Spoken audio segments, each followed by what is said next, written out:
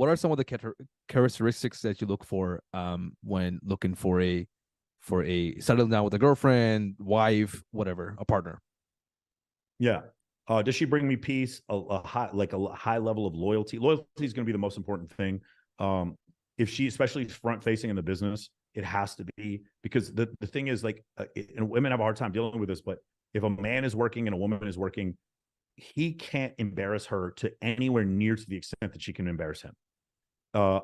Just imagine if some red pill, like massive manosphere content creator, let's say like a blue pill alpha, like fucking Chris Williamson. Let's just say Chris Williamson gets cheated on by his girlfriend. That would hurt his business, bro. He's trying to be like this sort of like dating expert.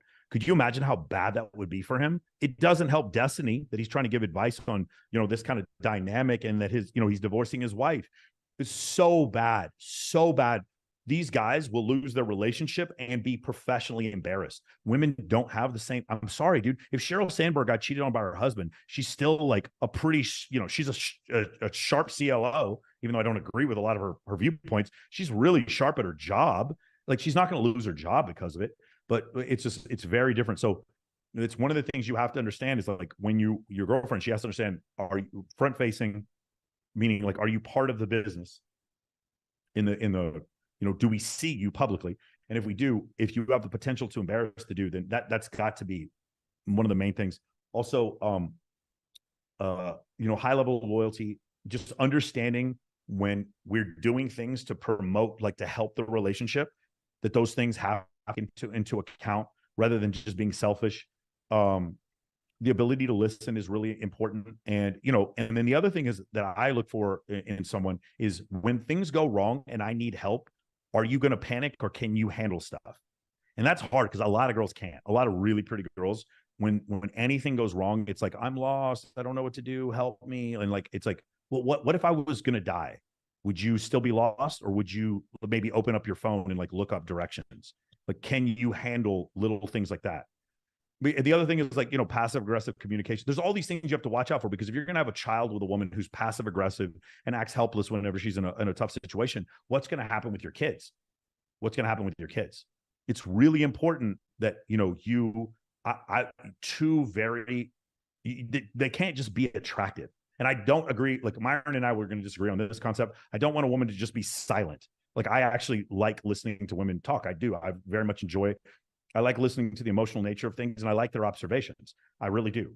But what I don't want, though, is the dangerous part is when your feelings start to supersede objective reality and you start telling me these things. Okay. It's the extreme example is, a woman has a dream about you cheating, so wakes up in the morning and punches you. That's like an extreme example of what I'm talking about. Do you understand what I'm saying? Another example is like what Homath said. A guy puts on a raincoat weird out in the winter. She's like, ooh, that's an ick, and then breaks up with him because he looks weird in a raincoat. That's like an extreme example. But there's other examples where it's just like their emotionality trumps reality. And in doing so, you just like ruin the relationship. So those are some things I'm looking for. The other thing is, I would recommend men have enough experience with women to where physical attraction doesn't control them. Like, there's no way. Kylie and I joke about this. She's like, oh, I would have dated you when you were 21. It's like, no, you wouldn't have. Because when I was 21, I would have fucking slobbered all over myself if I saw Kylie. Right.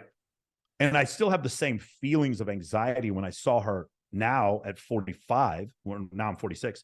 I still have the same feelings of anxiety. But the thing is, because when we talked about maturity, I had the maturity to control my behavior at 45 that I didn't have when I was 21, so that I didn't look like a bumbling idiot when I met her.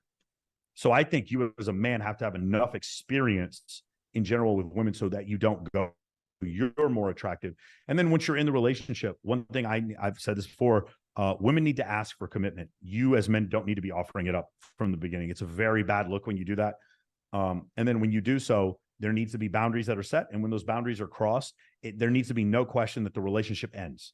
There needs to be boundaries where it's like, I'm going to leave the room boundaries. And then there needs to be, you're moving out boundaries, or we're not talking anymore, or I'm blocking you on boundaries. Right. So like a girl fucks your brother. That's that's blocked. You're out of my life boundary. But it's like, we started to an argument at dinner. That's maybe we need to sit in the other room for a little while boundaries. Does that make sense?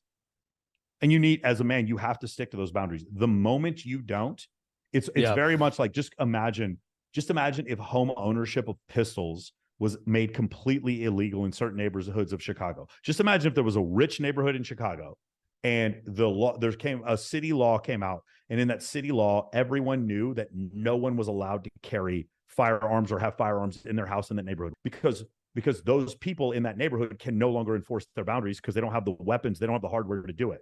If you're a man and you don't have the hardware to enforce your boundaries, then a crime wave will then happen in your relationship.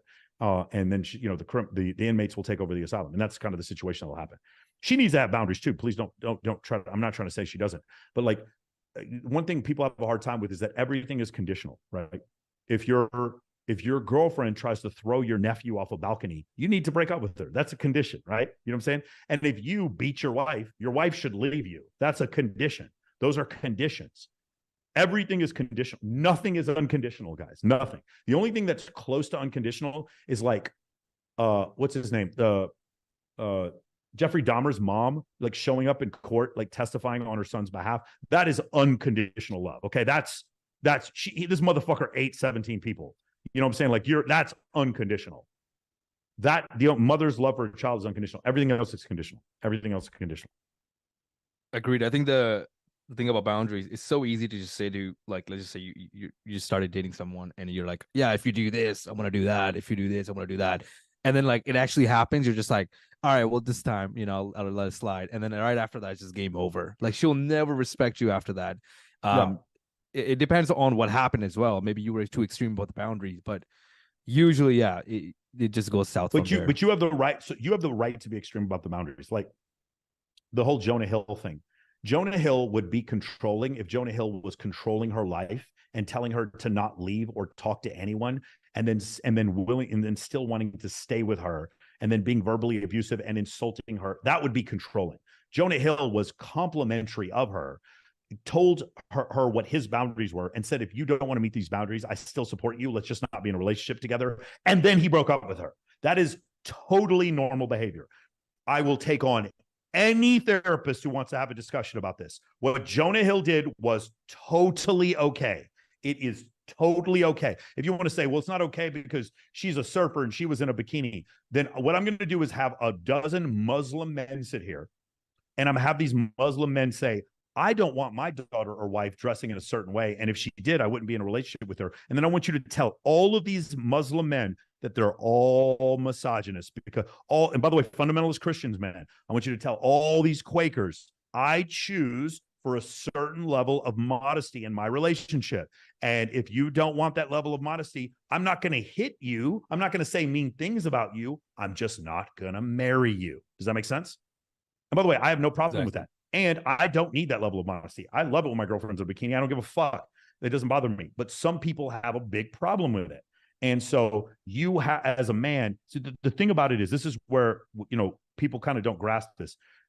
Men, we have handshake deals, and then we can just leave the handshake deal. Hey, man, I just want to let you know this deal isn't working for me anymore. And we just break off the deal. That's fine. That's how it works. It's like this concept of like things being unconditional, or, it's one of these things where it's like you always have the ability to leave. If I don't give you the ability to leave, then that's extortion. That's kidnapping. But as long as we have the ability to end the relationship, then it's fine. And what I mean by that is, if I propose a boundary and you don't like it, we can both end the relationship. Then that's fine. The problem comes when I impose a boundary and then I don't let you leave. Right. And then I start extorting you or holding things over you. That's when we get into like criminal behavior, grooming, shit like that. That's a problem. And that's not what Jonah Hill did. That's why I have such a massive problem with him being like skewered by people on the left who don't know anything about what they're talking about. People with unsuccessful relationships, where no one with a successful relationship was criticizing Jonah Hill. I'm gonna say that one more time. Right, here's your clip. No one who was in a successful relationship was criticizing Jonah Hill's behavior. Only people who have been divorced or selfish or think for themselves and just don't give a fuck, eat, pray, love type of shit, like thinking divorce is some kind of championship. Only those type of people who consistently get into unhealthy, toxic relationships were criticizing Jonah Hill. people who have been in healthy relationships know that Jonah Hill was just expressing boundaries and gave her the option to leave if she wanted to. That's the difference.